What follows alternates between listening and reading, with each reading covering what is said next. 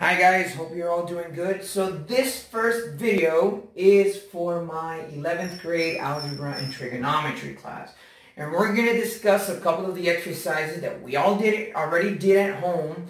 And these are from section 6.1. So the pages that we are discussing, if I'm not mistaken, are page 427, 428, and 429. Now I know that the examples on page 428, we already did them because I had already explained how to convert from degrees to radians and from radians to degrees. So the first thing I'm going to do is I'm going to explain that.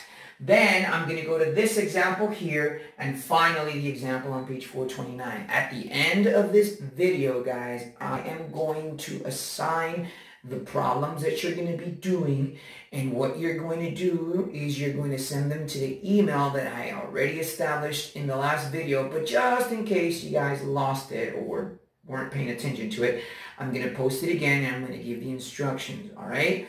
And if you have any questions, I believe this week, later on during this week, we're going to start working with the virtual classrooms. Just a quick note on the virtual classrooms.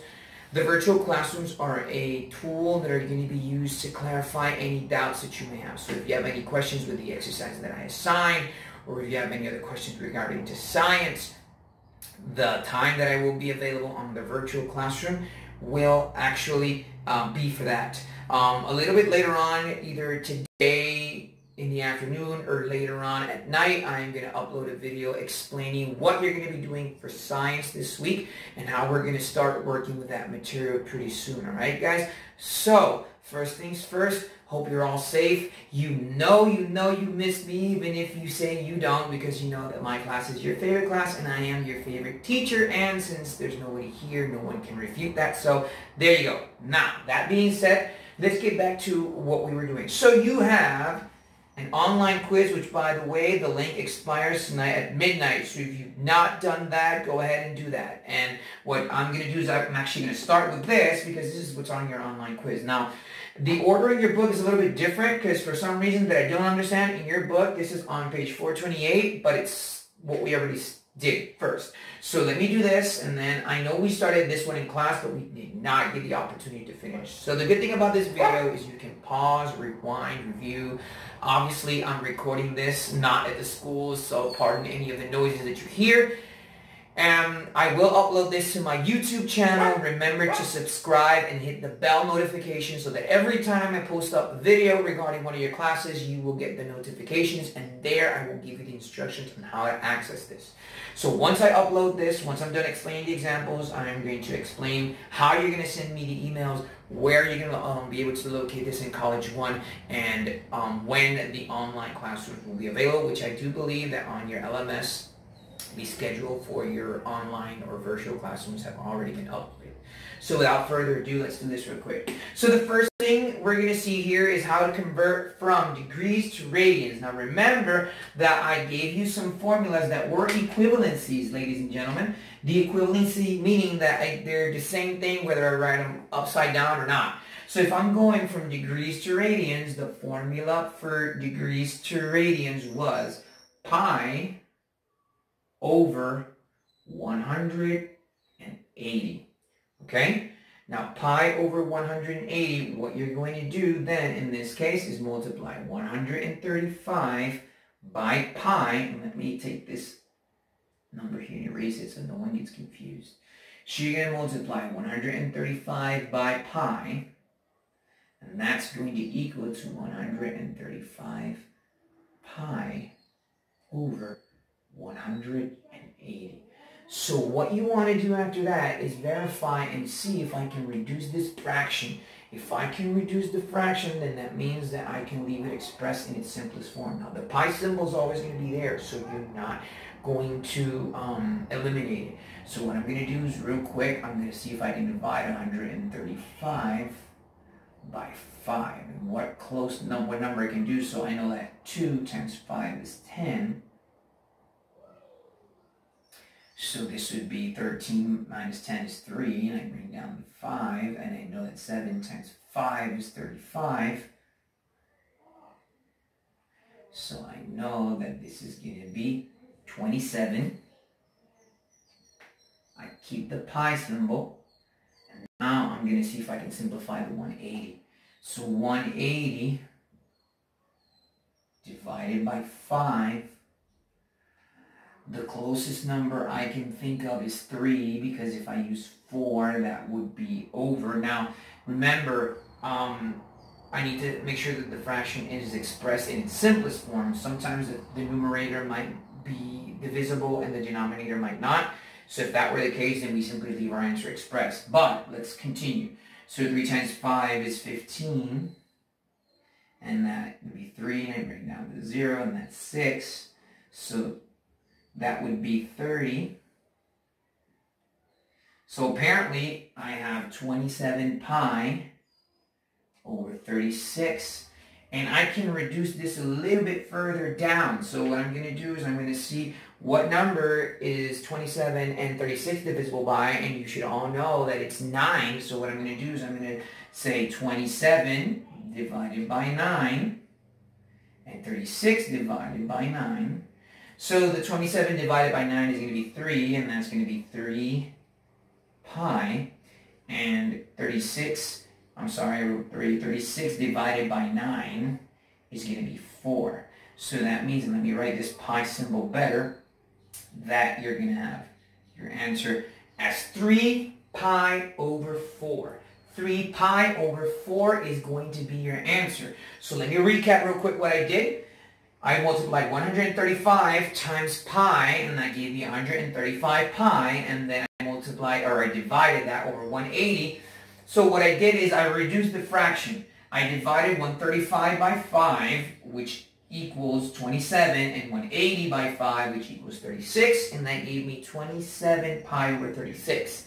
I can reduce that even further, so I divided 27 by 9, which is 3 pi, and 36 by 9, which is 4, so my final answer is 3 pi over 4. And that's it. That's the first one. There's no problem. There should be no confusion with that, because basically any time that you're going to convert a number from degrees to radians, that's the one you're going to use. Now, what do we do if we're doing the opposite? And what I'm going to do, guys, is to make these examples quick and not take up too much of your time, is I'm only going to do one of each, all right? So, I'm going to convert pi, or negative pi over 2 to degrees. Now, it's the opposite. So what I'm going to do here is I'm going to multiply by the opposite. So this is going to be 180 over pi, because like I explained, they're equivalencies, and equivalencies mean that you can take the fraction and turn it upside down and nothing's really going to happen. It's not really going to affect your answer that much. So what's actually going to happen here, guys, is that you're going to multiply or cancel out the pi's. Now remember, there's a 1 here. There's an invisible 1. So what's going to happen is you're going to cancel out your pi signs, and you're actually going to have negative 1. Let's see if I can write that negative a little bit better. Negative 1 times 180. And negative 1 times 180, if you remember your math, which you should, because I'm pretty awesome, it's going to be negative 180 over 2. And negative 180 over 2, I divide that, and that's going to equal to negative 90 degrees. Okay, so this is real quick, me recapping what you did. These examples are actually on page 428, but since we had already done in class, this is why I decided to recap. And if you haven't done the quiz, now you know how to do it, all right? Although, remember, you only have until midnight tonight to finish that quiz, all right? Well, after that, the system will completely block you out, and you will not be able to answer it. If you do have any questions, some of you have my number. You can text me, and I will get back to you as soon as I can. So I'm going to leave this on the board real quick so that you guys know what we did again. 135, I multiplied by pi, that gives me 135 pi over 180. I reduced that by 5, which equals 27 pi over 36. And then I divided or reduced 27 over 36 by 9, which gave me 3 pi over 4. And that's my answer for A. And for B, guys, what I did was the same thing. And what I did is I multiplied pi over 2 by the equivalency of this fraction, which is 180 over pi. The pi symbols cancel out. Remember that this is a negative 1, although let me just make that clearer, just in case, because my handwriting can be a little smudgy at times. Negative 1 times 180 equals negative 180. Negative 180 by 2 equals negative 90. So I'm going to go ahead and let you look at it one more time because I am going to erase this and go to this example and this example, all right? So I'm going to give you 5 seconds real quick. 1, 2, 3, 4, 5. Now I'm going to delete it and you can't see it again. No, not really. Remember, this is a video, so you can pause and kind of rewind, whatever. Okay, guys, so I'm going to erase this now, and then we're going to go to this. Now, I know I started up backwards because, like I said, the examples that I just explained were on page 428, and this example that I'm going to do now is actually on page 427, and I know it can be confusing, but since I did start with that first, because I thought it'd be more relevant, I'm going to go back to this real quick. So, we already found complements and supplements of angles, but we hadn't really done it with degrees. I know we started it in class, but we never really got to do more. So, and let me get myself together real quick, guys, as I was saying. So, what we're going to do here is we're actually going to convert, right, the complements, the radians, and find the complementary and supplementary radians, and the coterminal of radians. And I know two things for a fact. You're not making fun of me because I sound crazy in this video, and I know for a fact that you were paying attention in class. I know. It may look like you don't, but you pay attention, guys. No, all joking aside, I'm kidding. To be honest, what I was going to say is that remember that a complementary angles, if two angles are positive, are two angles whose sum equals 90 degrees. Now, 90 degrees in radians is going to be expressed by pi over 2, okay? And a supplementary angle are two angles whose sum actually equals 180 degrees. But remember, they have to be positive, because if they're negative angles and you're adding positives and negatives, you're going to subtract them. And a coterminal angle was determined by subtracting by 360. Now, 180 in radians is pi, and 360 in radians is actually 2 pi. Now, remember, guys, that 180 is half a rotation of a circle, and 360 is an entire rotation of a circle. So I know we did this one in class, but for argument's sake, I do want to go over it real quick. So to find the complementary angle, I actually have to subtract the pi over 12, in this case, by pi over 2. So we're going to subtract pi 12ths minus pi halves. Okay, so I know it can be a little confusing, but we're going to use the butterfly method, ladies and gentlemen, or the greatest common factor method. Now, I did explain this one in class, so you go back to your notebook real quick and review it. If we decide to use the butterfly method, remember that at the end, you must reduce your answer. So if we're going to use the greatest common factor method, okay, which is the one I'm going to do because it's the easiest one, I guess the quickest one to work with, is look for the greatest common denominator, or the greatest factor between 12 and 2, and that would be 12. So we're going to convert or write 12 as our denominator. Now, this is the question that you have to ask yourselves, okay? If the common denominator is 12, and I'm going to look at this first fraction, remember that there's an invisible one here, and there's an invisible one here, okay? So the question that I'm going to ask myself is, 12 multiplied by what number is going to equal 12? And I know you're thinking about it, and you're right, the answer is 1. So that means that I'm going to multiply my numerator by 1, and that's what I did here. And 1 times pi is pi, or 1 pi, however you guys decide to write it. So pretty much that one doesn't really change. And now I think to myself is, what number multiplied by and I just realized that I wrote it the opposite, guys, so excuse me. It's actually pi over 2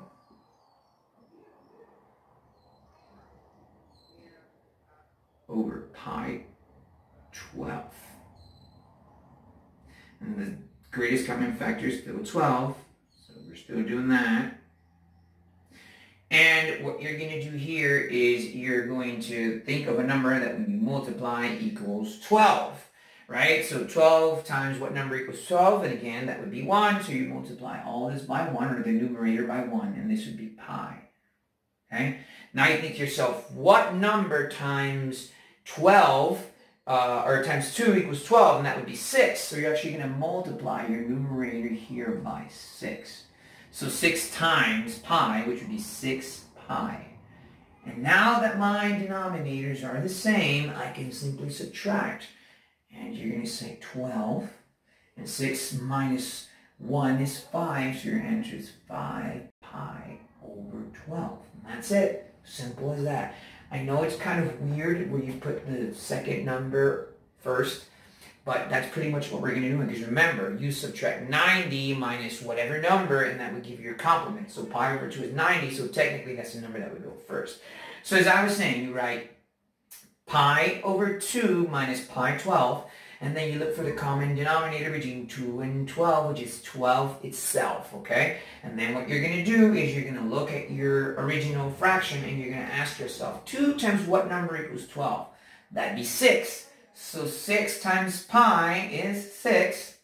And you're going to do the same thing on this side. And 12 times what number equals 12? And that would be 1. And you multiply 1 times pi, which is pi. Now that my denominators are the same, 6 minus 1 is 5. And my answer is 5 pi over 12. And this is the answer, ladies and gentlemen, to this exercise right here. So again, I'm going to give you a minute or two to copy it. And then I have to erase it because this board isn't as big as the one I have in class.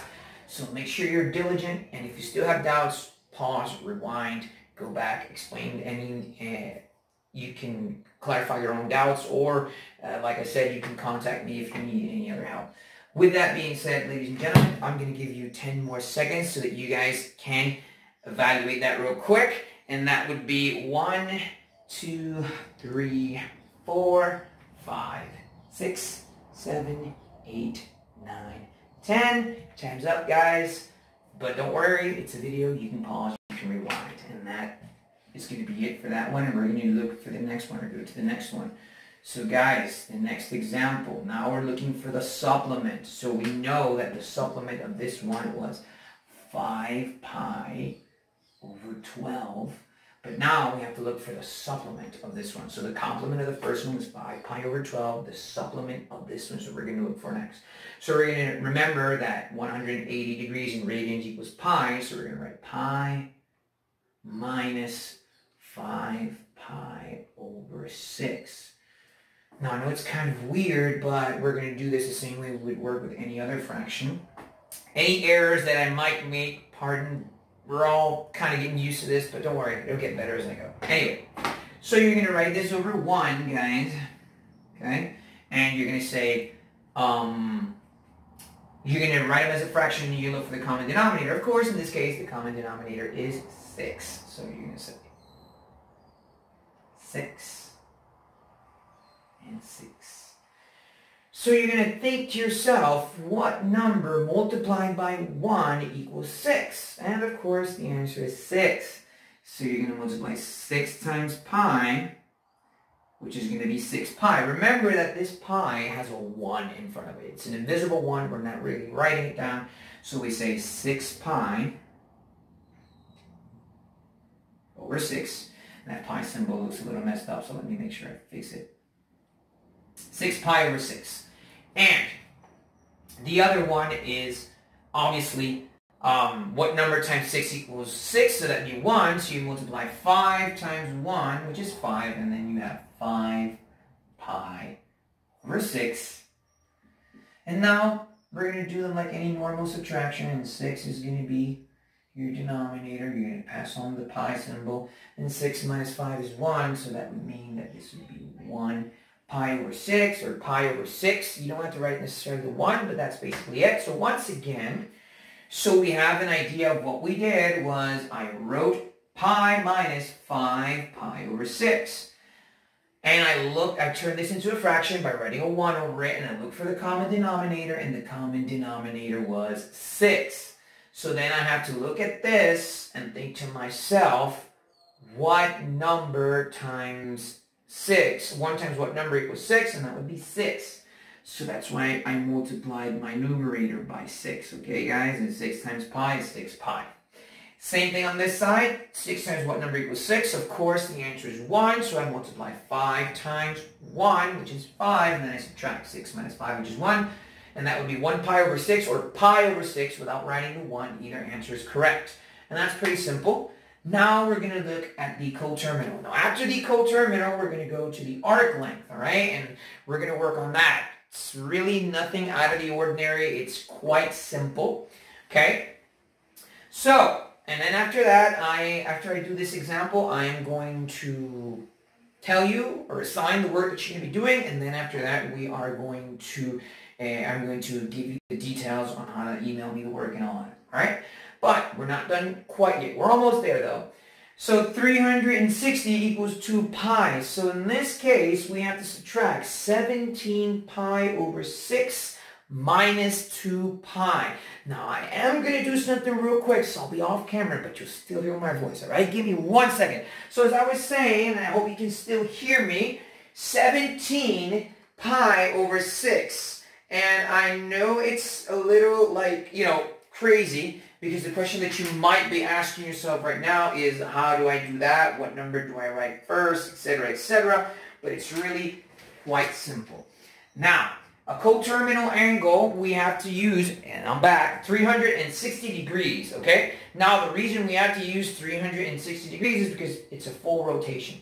So we're actually going to say 17 pi, and this is to find the coterminal angle, or coterminal radian in this case, 17 pi over 6, all right?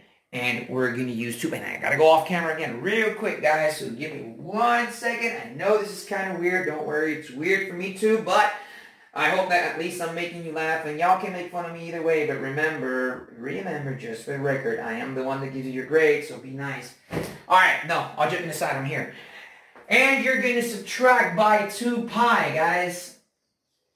So again, 2 pi is a whole number or a whole radian, or it's not written as a rational expression, but I can write it over 1, and I'm going to basically do the same thing I did over here. So what I'm going to do now is look again for the greatest common denominator between 6 and 1, and of course, you already know that the answer is, that's right, it's 6.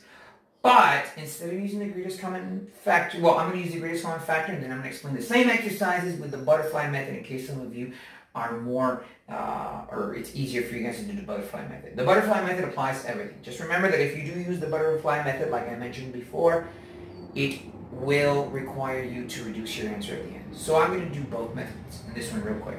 So if I use the greatest common factor method, the greatest common factor is 6. Yes, you guys thought correctly, and I know that you guys are having fun with this, right? Well, anyway, it doesn't matter, guys. It's cool. It's all new to us, so the idea of me is to make this as simple as possible, and just remember you guys have access to me as much as you need it. All right, so as I said, the greatest common factor is 6. So we're going to do the same thing we did for this one and the same thing we did for this one, which is look at 6 and think of what number multiplied, or what number can I multiply 6 by that will equal 6? And of course the answer is 1. So that means you're going to multiply 17 times 1, guys. And 17 times 1 is 17. 17 pi. You leave the pi expressed. And then the next one is going to be this. So with the 6 eliminated there, so let me write that again. And the other one is to the 1. So 1 times what number equals 6? And that would be 6. So you're going to multiply 2 times 6. And I know it's going to be weird, but basically 6 times 2 equals 12. And that will be 12 pi over 6. And now we're going to simply subtract, and we're going to say 17 minus 12 is 5, and that will be 5 pi over 6. Okay? Now the good thing about this video is you can pause, rewind, go back, really analyze it. It gives you guys the opportunity to really look at the exercise more thoroughly versus how sometimes in class you don't really have that much time. Alright, so that was using the greatest common factor method. Now I am going to use the butterfly method here real quick so that the people who are more accustomed to using the butterfly method can actually see them. So let me move my board a little bit. Hopefully I'm still in focus. Now, if I wanted to use the butterfly method,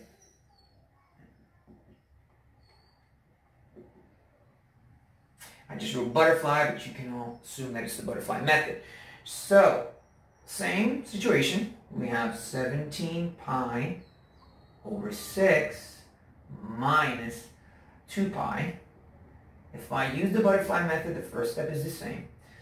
But, and let me do this real quick so that way you guys don't get confused.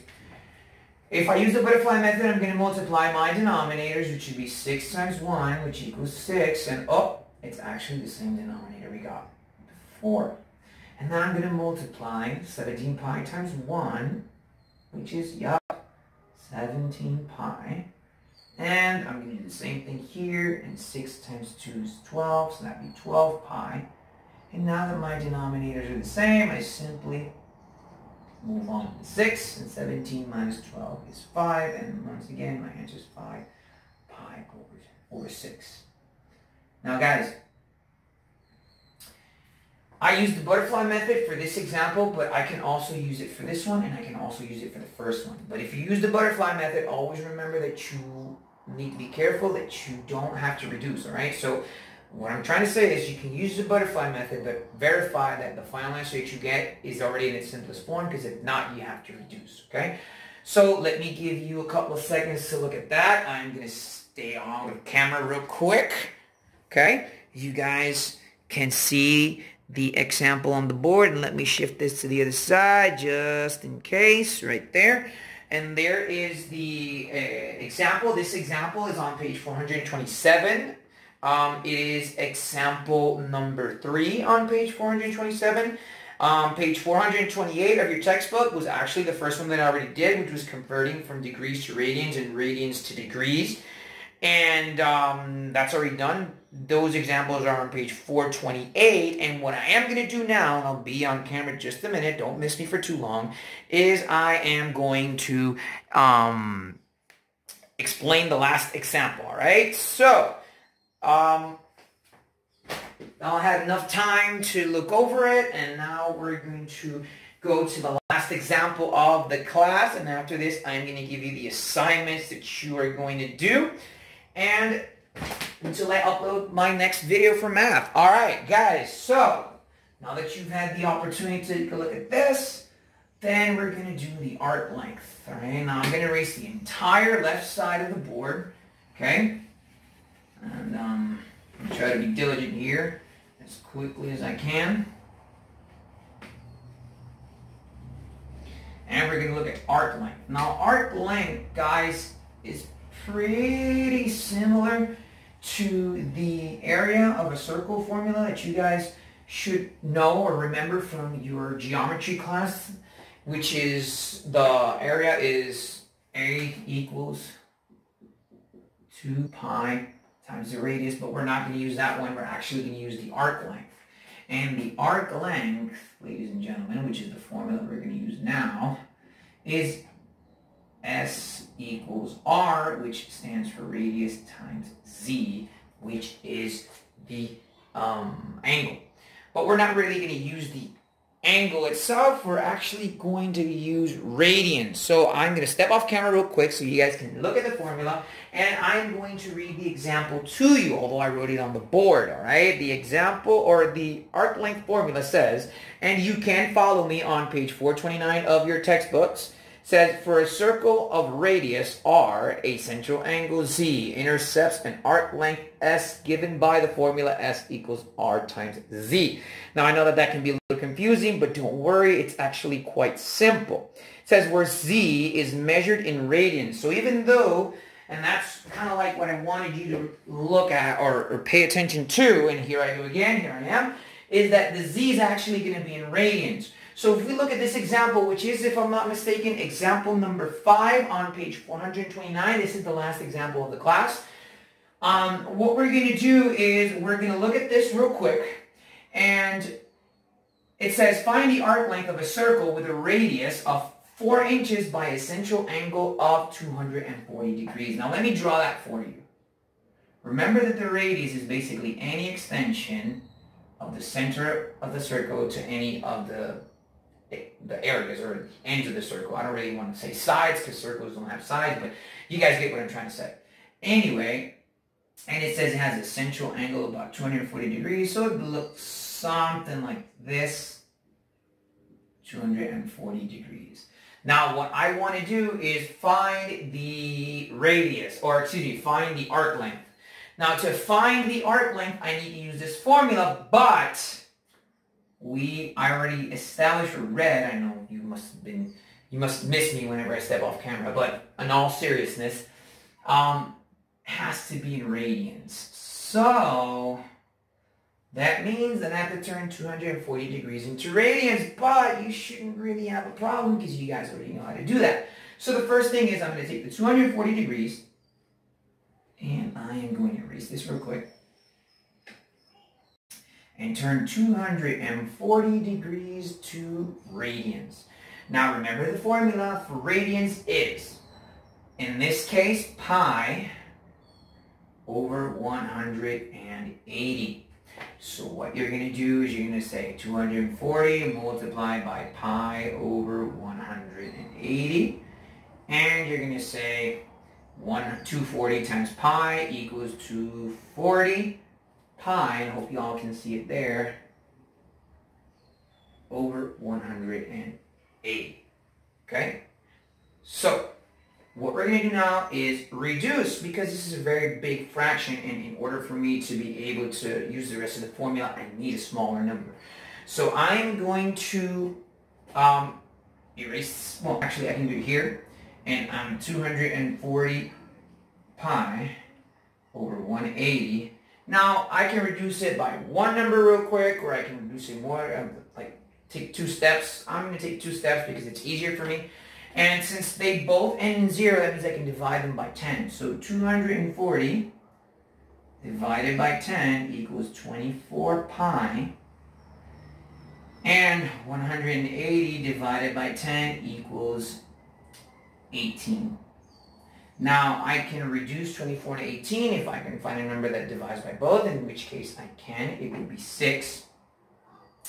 So 24 divided by 6, and 18 divided by 6, and that would be 24 divided by 6 is 4, so that would equal 4 pi, and 18 divided by 6 is 3.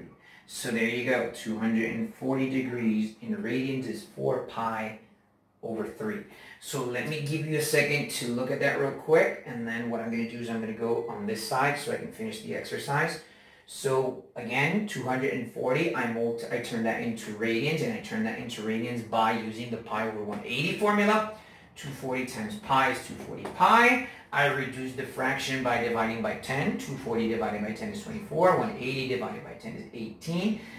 And you divide by 6. So 24 divided by 6 is 4 pi, and 18 divided by 6. So what I'm going to do is I'm going to say S equals 4, which was the radius, guys, times 4 pi over 3. Now you might need a calculator for this one, and I know that makes a lot of you very sad having to use a calculator. Oh, let me write that better. So I'm sorry, that'd be 4 times 4 pi over 3. Now what you're going to do is you're going to multiply, right? And basically you're going to multiply 4 times 4, so that'd be S equals 16 pi over 3. And what you're going to do is in your calculator, you're going to take 16, multiply it by pi, which remember is 3.14, and divide it by 3, and your answer is approximately 16.73 or 75 inches, or something like that. I could be wrong because I'm doing it without a calculator, but you guys can check it out.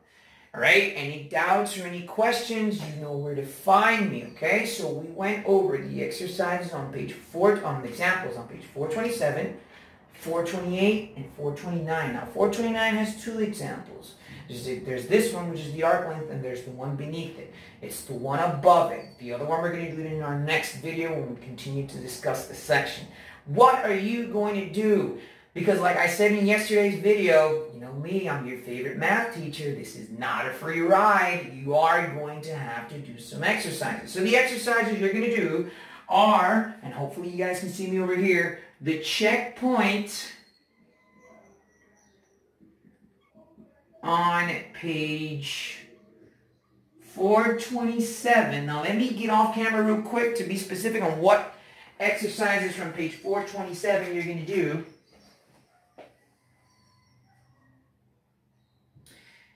And on page 427, there's just one checkpoint exercise, so you're good there. On page 428, you're going to do the checkpoint on page 428.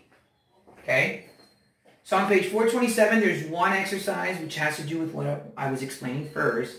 There's also a checkpoint on page 428.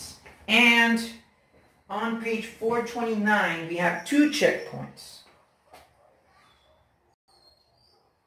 And it is the checkpoint, well actually, I am mistaken. There's actually only one checkpoint on page 429. So yeah, just the checkpoint on page 429. Checkpoint on page 429. Ladies and gentlemen, checkpoint on page 429. So what you're going to do is you're going to answer these exercises. Don't let them accumulate, because remember, I am going to upload more videos and there are going to be more work that you have to do. And remember that you have to email me these exercises by Friday before midnight. And like I said yesterday, the internet doesn't lie, so any work after that time will not be accepted, guys, all right? Now, I know you've got a lot of work to do, but at least you can do it at home in your PJs, right? It doesn't matter. Anyway, so checkpoint page 427, checkpoint page 428, checkpoint page 429. We're almost done with this section. So in our next video, which I will try to upload between today, tomorrow afternoon at the latest, actually tomorrow, the next math video will be uploaded sometime tomorrow. So pay close attention to that. In that next video, we are going to finish the section. And I will let you know if next week there will be an online quiz or not, all right? Now, where are you going to email me this work? I explained it in the first video, but for those of you that didn't get to see it as well, you have two emails in which you can send me the assignment on Friday. First one is jmarquez, M-A-R-Q-U-E-Z, at fbspr.com. And the other one is Mr.J.Marquez, M-A-R-Q-U-E-Z, 84 at gmail.com. Remember that the LMS, or excuse me, not the LMS, the virtual classroom will be open at this week, so somewhere between Wednesday and Thursday, more or less, we'll be start working with that. Pay attention to the schedule that is already posted on your LMS. This video will be uploaded to my YouTube channel, so make sure you subscribe, make sure you hit the bell notification so you know when the video is uploaded. As well, I will put this content on your LMS where you can access the video and see me, of course. And again, I can't stop saying it because you know it's true, your favorite teacher. All right, guys? And you will be able to see this video, see all the examples, pause, rewind, answer them. If you don't start doing the work unless you're absolutely sure, okay, of the video, you can contact me through one of these emails. And some of you that do have my number, I believe in one when I left the online quiz, I gave you guys my number. But for the record, here it is again. This is my number, 787-955-5749. Ladies and gentlemen, make sure you identify yourself when you text me. Don't call me, text me first so I know who's texting me. And that way, we can communicate, because I don't answer any unknown number, ladies and gentlemen. So if you call me and I don't answer, it's because I don't answer unknown numbers, so text me first. Actually, first email me at one of these two addresses. If you can't find me, then you have no other option. You can text me. So once again, here are the exercises. Checkpoint on page 427, checkpoint on page 428, and checkpoint checkpoint, on page 429. So guys, that is the end of our first Algebra and Trigonometry online class. Like always, stay safe, all right? And this is your favorite teacher signing off. So I'll see you guys soon. Bye.